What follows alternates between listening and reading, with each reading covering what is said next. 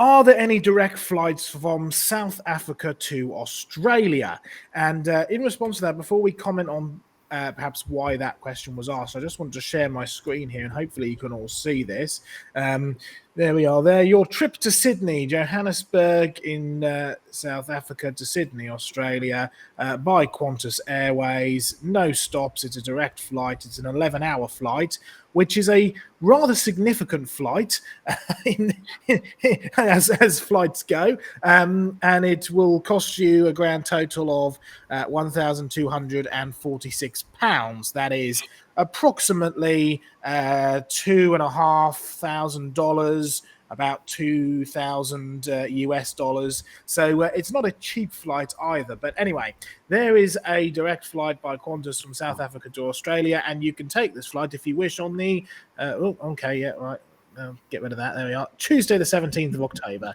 Should you wish to take that for research purposes. But anyway, let me stop sharing. Why was this question asked, or why are flights from South Africa to Australia not necessarily that common, perhaps? I would like to know as well. I've seen online where some of the flat earthers, one of their justifications for it, one of the 200 reasons apparently is the claim that there were no flights to the South Pole, no direct flights to Australia. And I forget what their justifications for that were, but I think it's pretty obvious that there aren't many flights because it's quite expensive, quite dangerous, but there are flights. And my son in the military said, yeah, we fly quite often down to the South Pole because they have research stations. And so, yeah, there are flights to these areas. Yeah.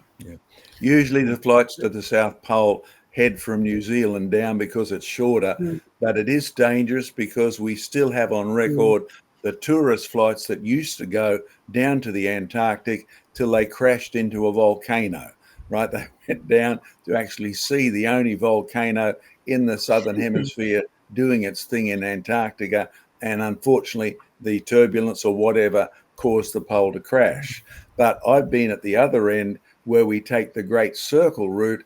If I fly from here to Hong Kong and then from there to London, I don't go across the ocean. Yes. It's quicker to go up over the top and Yes. come down the other side. Now, for any of you who do sailing, you may have heard that term Great Circle route, but it's something that sailors discovered early, that if you treat the world as a flat map and aim to leave Spain and hit America, then you'll be totally in the wrong place if you go a straight line. Since the world is round, you will have to take what looks like on the map a big curve in order to go straight, right? Because the Great Circle route turns out to be the shortest and the most accurate way to do it. Try it any other way. You can use a flat map, you can use a straight line, and you'll end up in the wrong place. Just ask any military pilot. That's what they do. That's what they have to do.